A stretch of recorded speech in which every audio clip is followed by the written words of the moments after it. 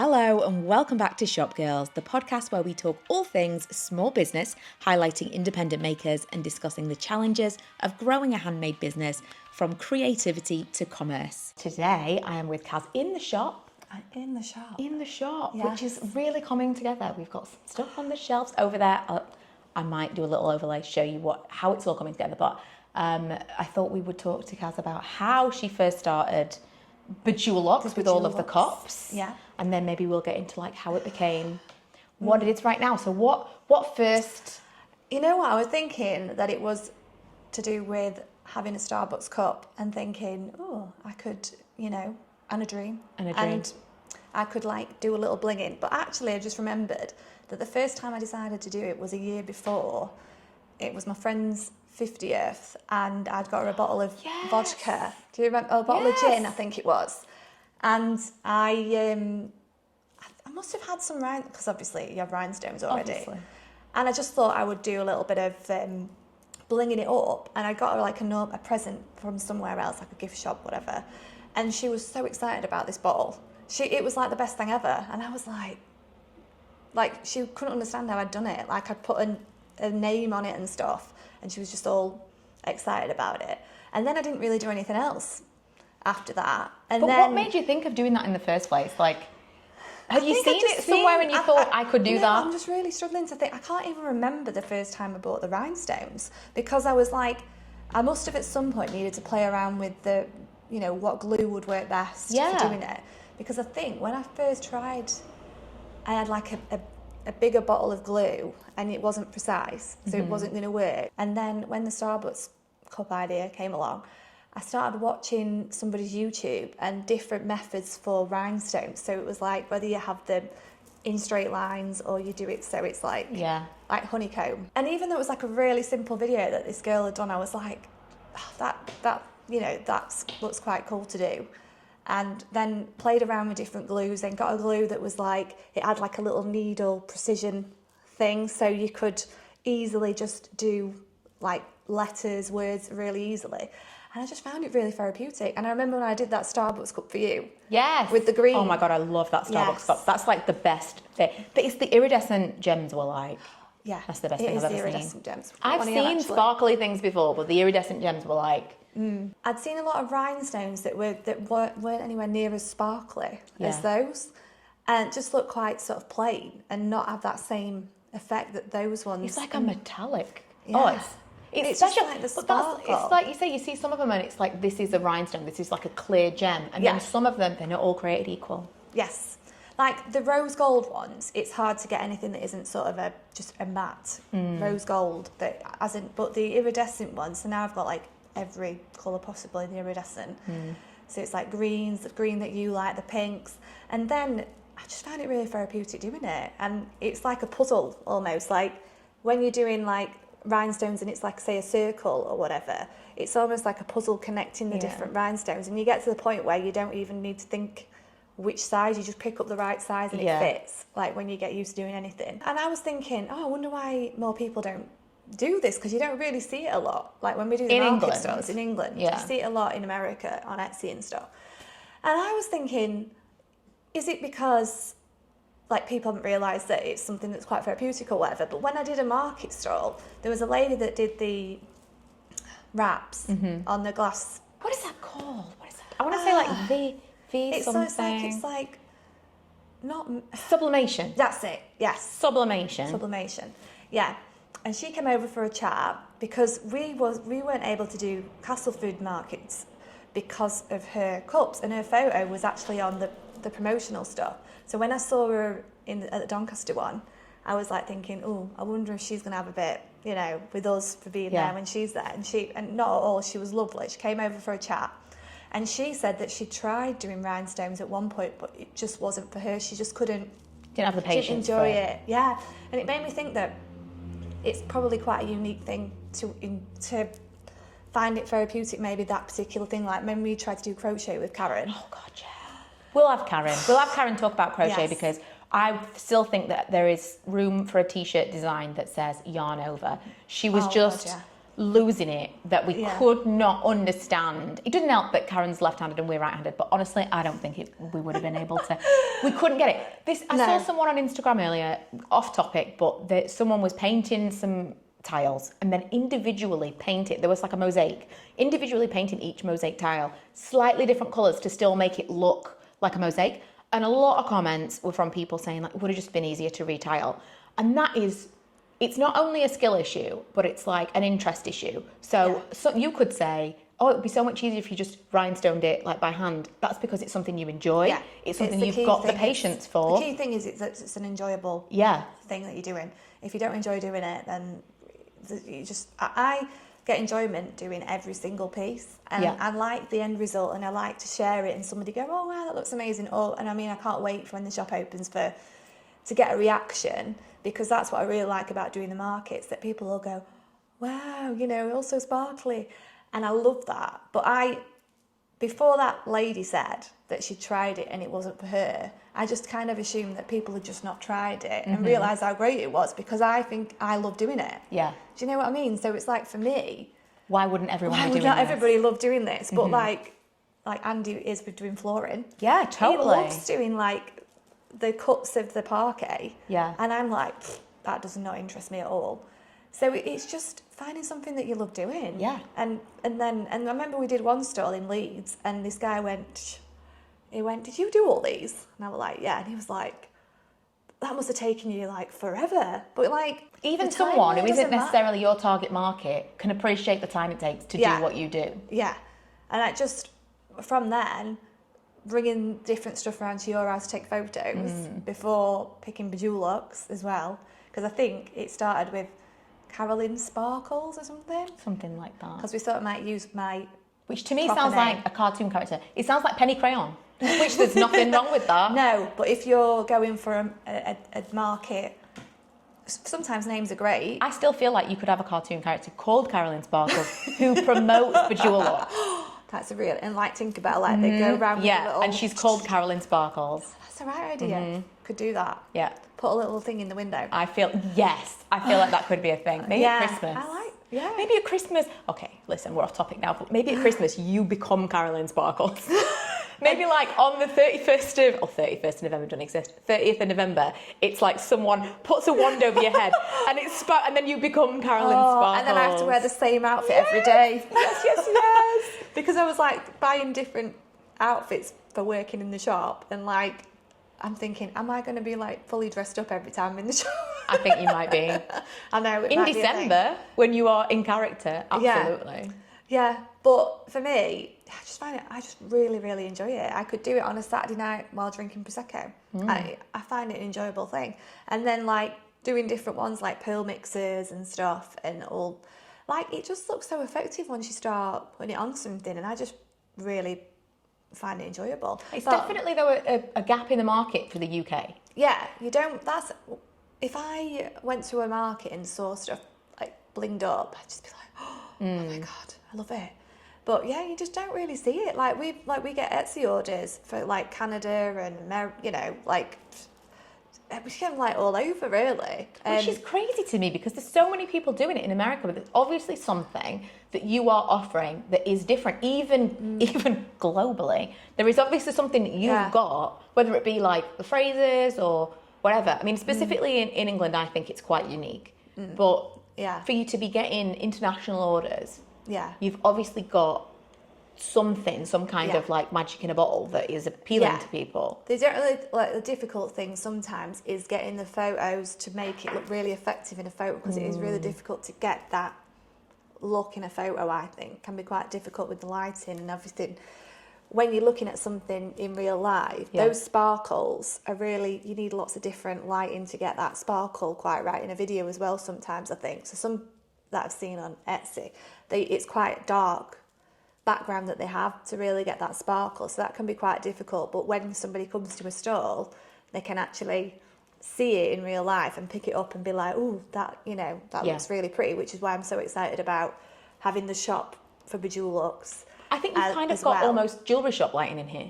So I think it actually picks up the sparkles really well. And the spotlights, it was already set up Already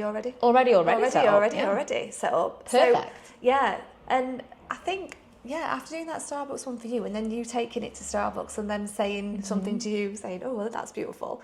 And it just gives me a buzz. It's like, like people that decide to become chefs and they really, they always say, I get a buzz from people loving my food. Yeah. And that's how I feel about doing the bejewel looks. Yeah. If somebody loves something, I'm like, oh, it gives me like that boost. See, I think the people who do the best at any kind of small business, anything, is when you are your audience. So like you said, if you went to a market stall and you saw your stall, you would be like, oh my God, I love this. Yeah. I think a lot of people start out in a small business, not necessarily for the wrong reasons, but they try and like maybe create something that they think will be popular rather than create something that they would want themselves. Yeah. And that is what makes it a little bit more special. It's very niche for some people. It's not necessarily broad appeal to absolutely everyone. No. But to the people that it appeals to, it really appeals to. And you have your target customer in mind always, because you are your target customer. I mean, like, I'm target customer, and then stalls, it tends to be a bit like young girls that are very like, oh, wow, and they're always like, no, you're not allowed another cup, you've got 100 cups. And I'm always like, but I bet they haven't got a bejeweled one. Well, that's true. But even like boys, like Milo loves the sparkles. Yeah, well, I was surprised by it because Andy's stepdad, whenever he wants a cup, he asks for it with sparkles. Yeah. And same with my friend's husband. He wanted some tea light holders bejeweled, and he wanted them in the green that you like. So it's not just limited to... No. And actually, we've been on I've bejeweled a couple of Stanleys for my friends' sons that are like 9 and 5, I think. So definitely not just girls, and we get 20 plus women a lot at stalls that really like them as well. But yeah, I think I'm definitely the target audience, because when I'm doing something, I'm thinking, I would buy that, I would use that. But it kind of goes the other way now, because I just keep forgetting to take my cup out with me when I go out and about, because you're just with the stuff all the time. Sometimes you forget to actually take them out. I suppose there's not a lot of businesses where you take your stock with you wherever you go. Yeah. You're not like a walk-in advert for your stock often. No. But when it's funny, because I go to Costa a lot, they now say, where's your cup? Like, what cup have you got today? And they call me the funky cup lady. I love that. Like, one of them was like, oh, we call you the funky cup lady.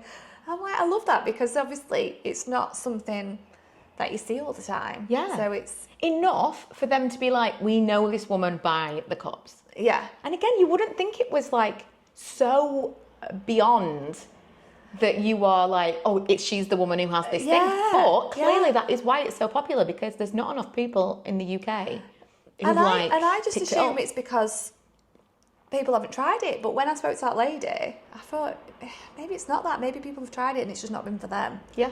And luckily, like any kind of art. Yeah, anything. It's like when other people do, what's the one? Decoupage. Oh, decoupage. I just have a block on that word. You're going to have to think of a thing, decu. I need something like I have a total block on that word.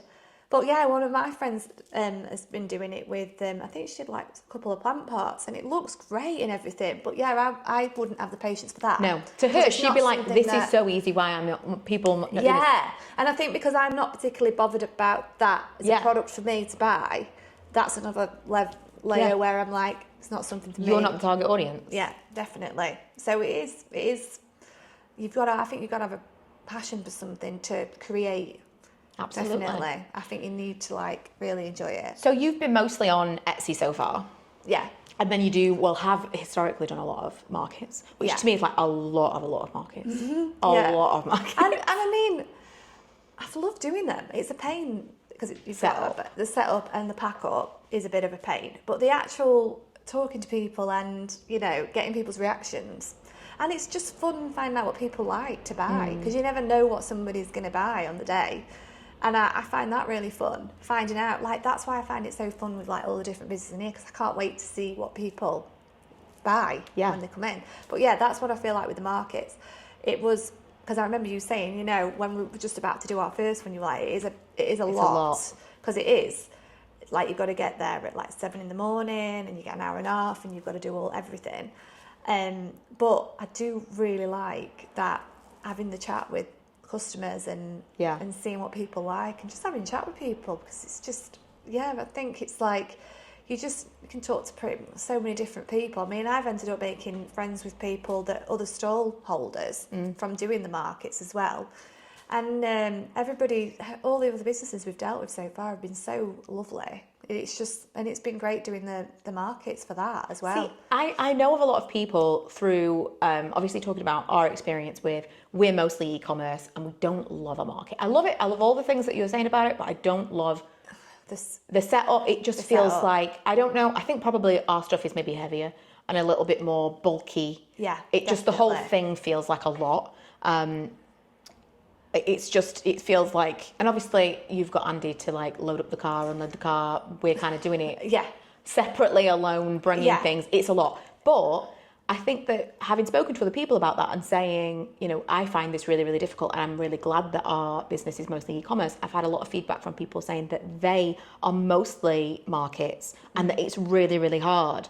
And I think your experience of it being a really positive thing, and that's like your favourite thing about it, has obviously led you to this. Yeah. To like, you've now got, I mean, this is the dream anyway, but you've now basically created a market in a shop. Yeah, definitely. And I mean, if we'd not done the markets, I wouldn't really have got a good idea of whether it was something that's going to be enjoyable. I mean, now it's really surreal situation, because it's like I'm making, now when I bejewel something, I'm like, I can go and put it somewhere in the shop, which is really weird. Or I can think, oh, what's going to work? Where am I going to put these things? Whereas whenever we do markets, obviously you have like your tubs. I mean, the first one we did, we used like HelloFresh boxes to put everything. Like we'll just use, because we didn't know whether we want to carry on doing it or whatever.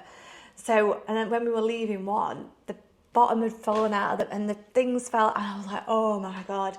And then like you're trying to decide on the best way to display things, like, because each time we were doing a market, we'd be like deciding the layout once we got to the market, but then be loads of cups.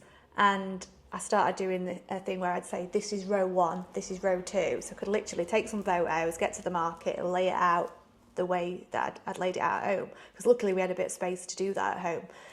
And Andy also loves doing anything woodwork related, as you know, so we made like steps for the markets as well, so that it looked quite nice and worked well with the sizes of the cups and stuff. But yeah, I think if we'd not done the markets, we wouldn't have really had a good idea as to whether we think it would work, like, you know, you wouldn't have had an idea of the customer base. Yes. But also you, like you say, you met lots of other people, you got a good idea for how a market is laid out. Like you'd said, you weren't able to be in a market with too close of a competitor in one of the places. So like when you then came to have like an independent makers collective of a shop, you then had that in mind. Like you've seen markets, you've seen them laid out nicely, you've seen how things mesh together, you know, maybe not this with this. You had that experience. And that's the good thing with the decision making behind the different businesses. I like that independent collective. It sounds nice. Independent collective. I do like that. We should have that written somewhere. Independent collective. But yeah, when people started to, because it has mainly been people approaching us to be in the shop, which has been really nice and positive. But we've been able to sort of say, this will work, this won't work, this would tie in well with this business. And we're not overloading the shop with loads and loads of makers, because there's a shop we know of that's got over 100 makers, and I'm sure that works well for them. But we don't want to go down that road of having that feels like a lot. I don't know where you would put it. It would have, even in a really large shop, that feels like a lot. I don't know how easy that would work with putting things from the till point of view as well. Putting things through, it's a lot. You probably have to have like scannable things and to make it work. But yeah, we wanted to have it as a, you know, a thought out space that different businesses will sit well together, and almost less is more attitude that we're going to stand by what we think will work and not throw everything at it, not dilute it too much, sticks. We want to sort of have it sort of considered.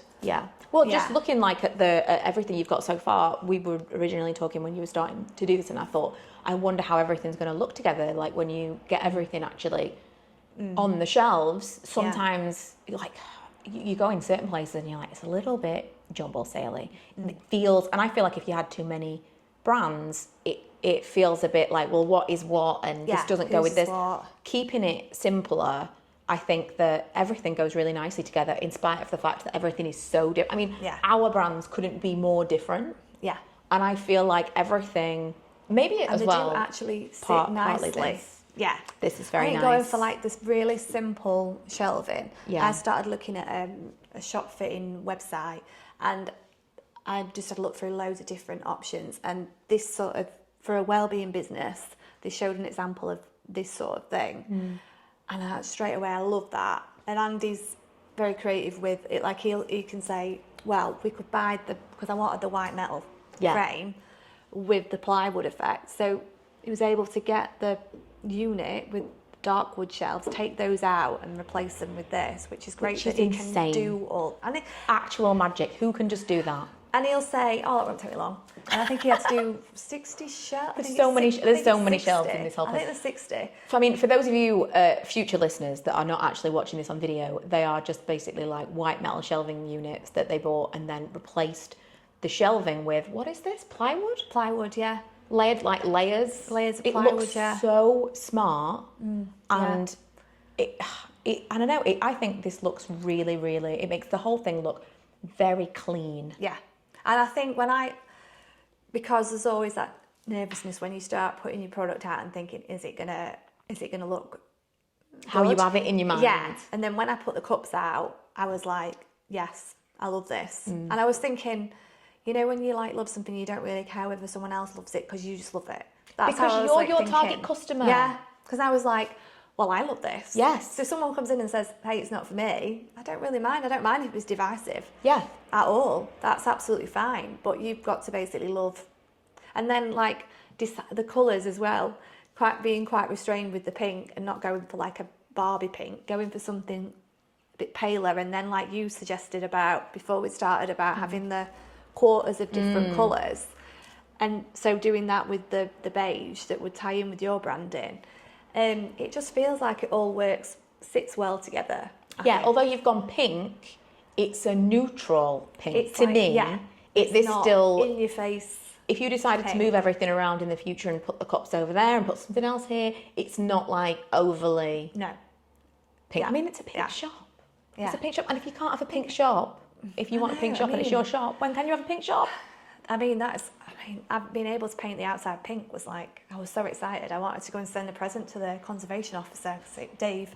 I was like, oh my God, I couldn't believe that he'd said it was okay. Didn't have to go through any planning. He just said, yep, that's fine. You can paint it pink.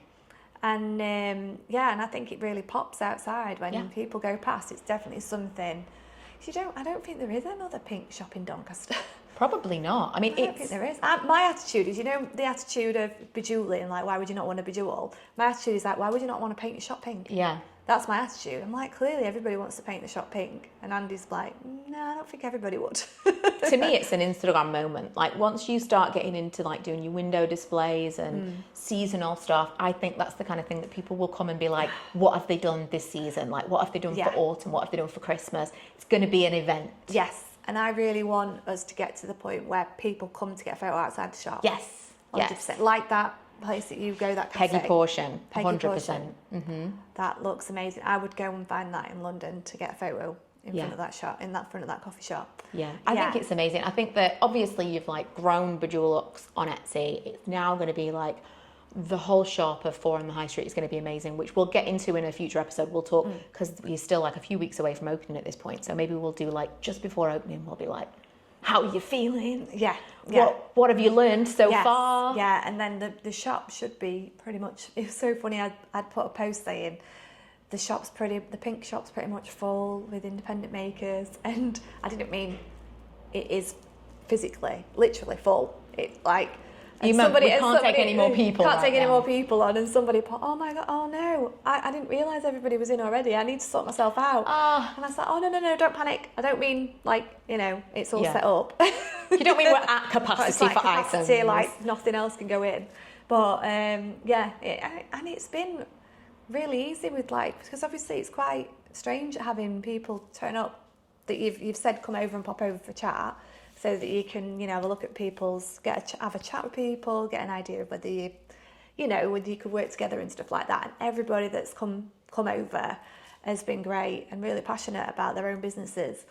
And a lot of people say, I work full time and I do this as my downtime and I find it really therapeutic and everything, which is like, amazing.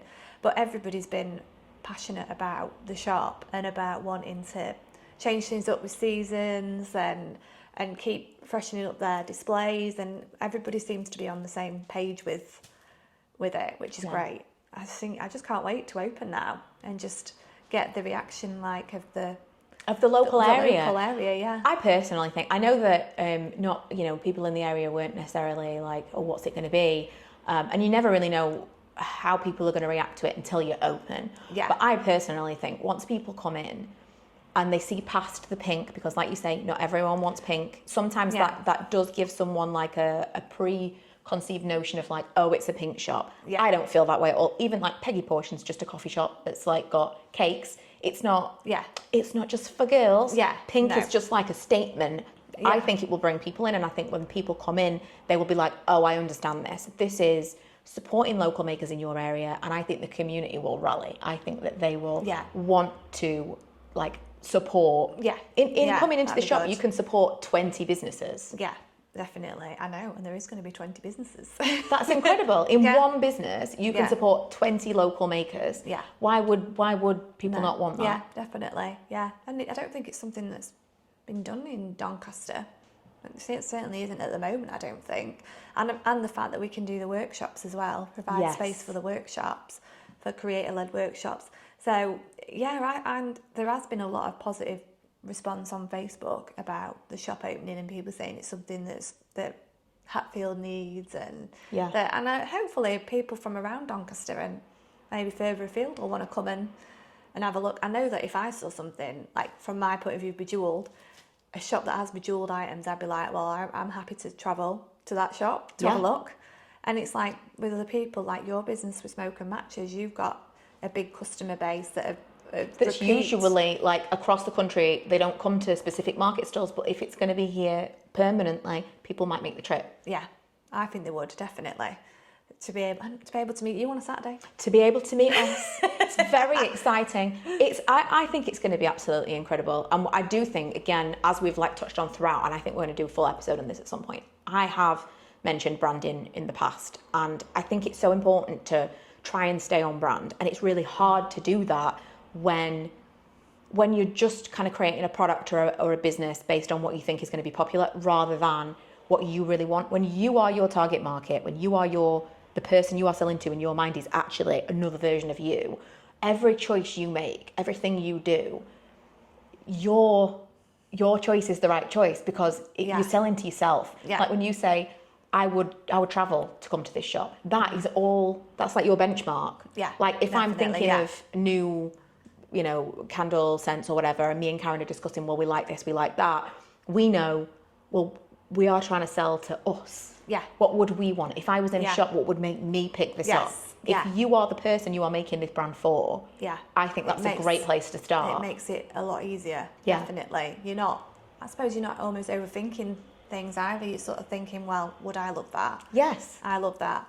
And I mean, we've started branching out with the laser engraving as well. So we've invested in a laser engraving machine, which Andy loves doing that side. And he likes to be able to use his creativity in other ways as well, because obviously he does the laser engraving with the woodwork or doing the fittings for the shop, but it gives him an avenue for coming up with fun designs for cups, but with a laser engraver, and it opens up a market of people that don't necessarily want something bejewelled.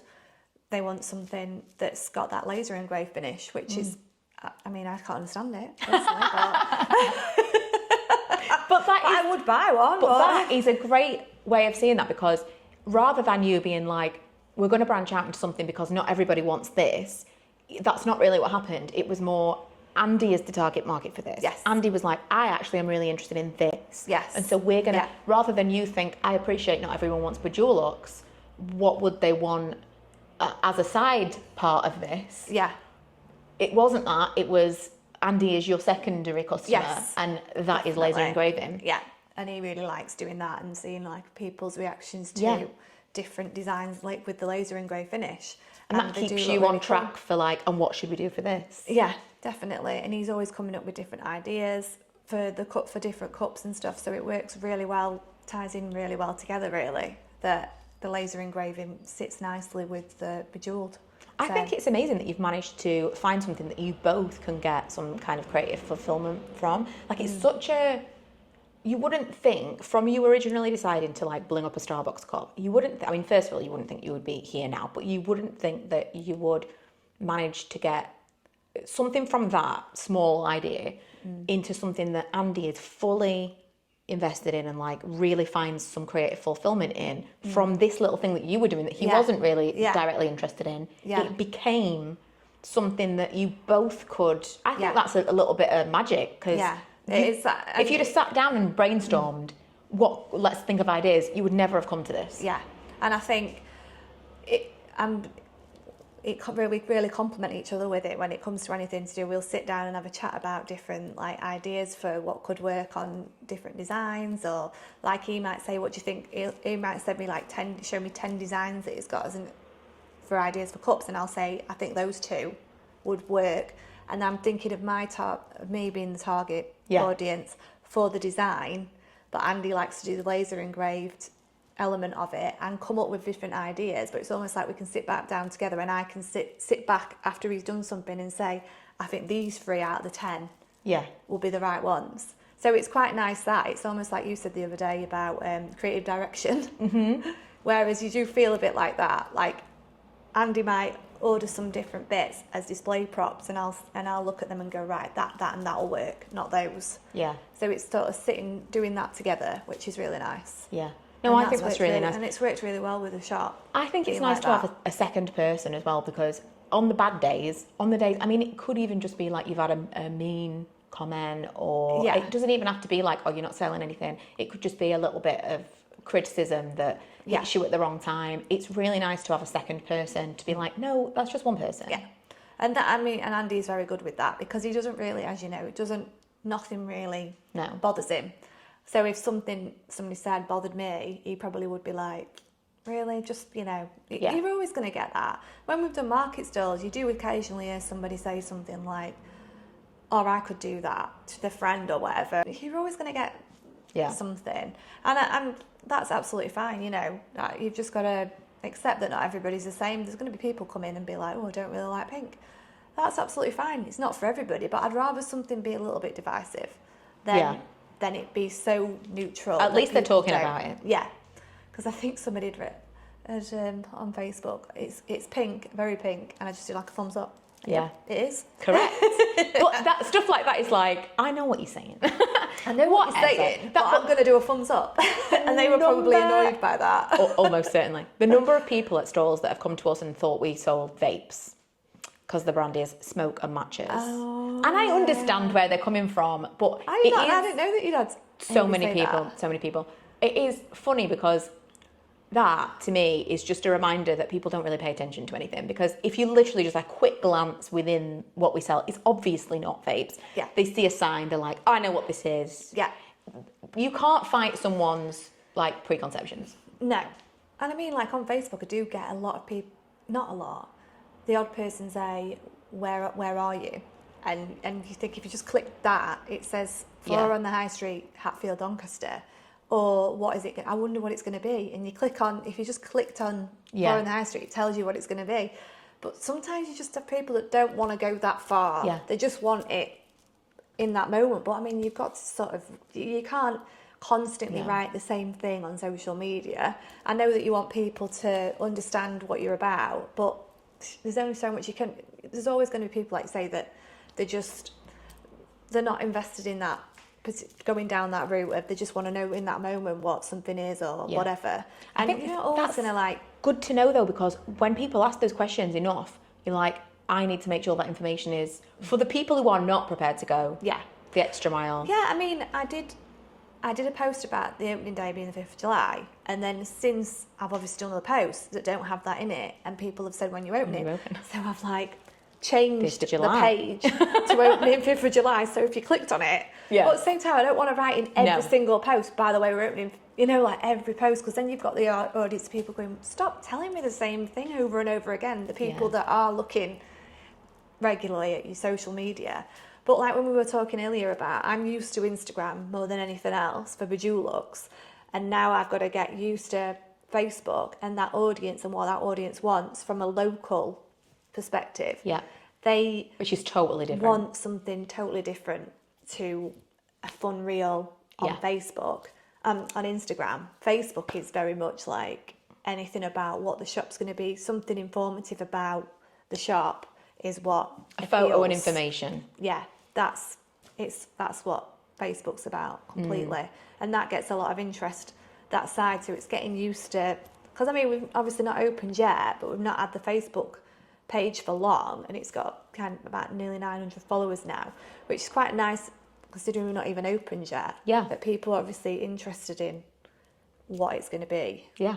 So that hopefully we'll have a busy opening day. Yeah, 5th of July. 5th of July. 5th of July. Yes. I'll leave the information below. No, I think it's going to be amazing. I really, really feel like I can see people being like, what's it going to be?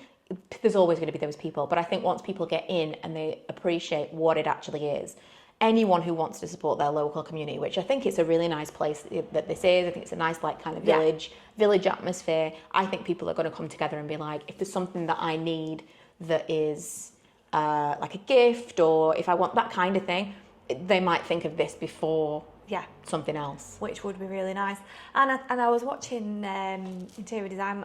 Went through and watched all the shop ones of Interior Design Masters, and one of the things that the judge that she brought along said is that a shop is an edited version of what you can get online, and you're making a choice for the people coming in of what you presenting to them from online, because you can get everything you can ever imagine online, and you're doing an edited version in a shop of items that you think people would be interested in. And I quite like that idea, because obviously there's so much choice online. Yeah, there's a crazy amount of choice online. And I mean, I have made jokes before about someone saying that we have too much choice at a market, but there is really a thing behind that though, because when you have got so much choice, sometimes it's hard to know where to go with it online. And I think if you've got a shop that's like, here, we've made this decision to have these businesses in this shop, it gives people that edited version of it, and they don't have to think too much about it when they're online, because sometimes that amount of choice can be a little bit overwhelming. Yeah. No, I agree. What is it called? Decision paralysis. I think that's totally a thing. Yeah. I think especially here as well, like you do like personalisation and stuff, you can give them the options of everything, but I think in the little snippets of like, here are a few Starbucks cups, here are a few metal tumblers, here are a few, you are still giving a curated... Yeah. I've had to be quite restrained with how many cups I've put out, because when we do a stall, we'll be like, really? I know. Still looks like quite and this is a snippet. This is like a edited down version. But like the garden one, that's probably my favourite shelf actually. That's cute. I like because that. It's got like, but there's not a crazy amount of garden cups, because we did have at the market, some people would stand like that and stare at all the cups for 10 minutes because it was a lot of choice. But yeah, I think when you have it edited down a bit.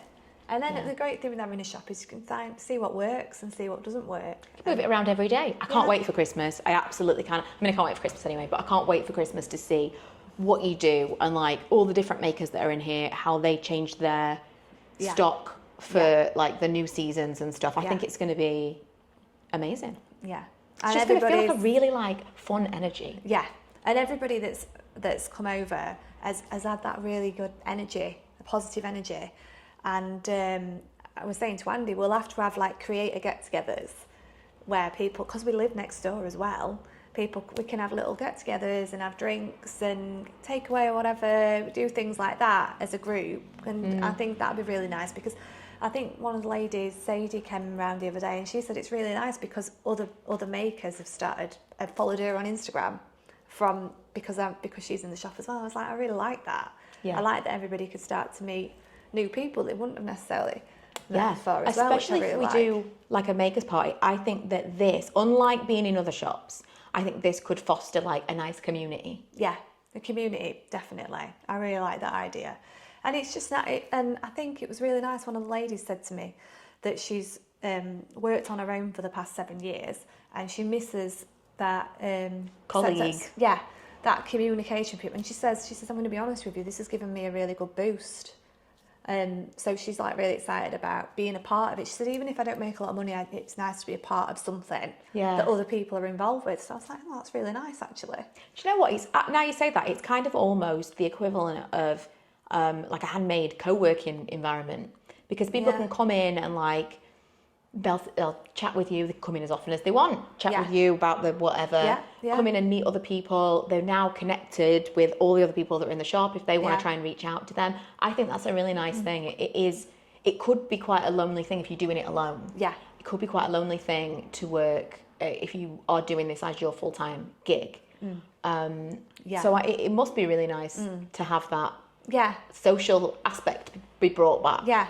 And a couple of the girls have said, oh, do you mind if like I spend some time in the shop with you when you're open? And one of the girls that does the art, she's asked if she can do a bit of live, just sitting in the shop and doing a bit of painting and things. I'm just like, yeah, absolutely. If you want to do that, that's great. But interestingly, she needed some prints, for example, and she told me that one of the other businesses that we've got that also do prints that that's not going to be in the shop. They've then contacted her, and she's getting things that she needs from them. So it's like that crossover with the different businesses is really nice already before we've already even opened. Completely. It's going to be amazing. Well, we will do another follow-up closer to the time of opening, to see, how you're feeling, what the vibe is. Hopefully we'll have some more stuff set up. Yeah, it's going to be amazing. But yeah, thanks for joining us today. I will leave Kaz's information below, obviously the information from the shop, but specifically for Bejewelux, because you can check them out on Etsy as well.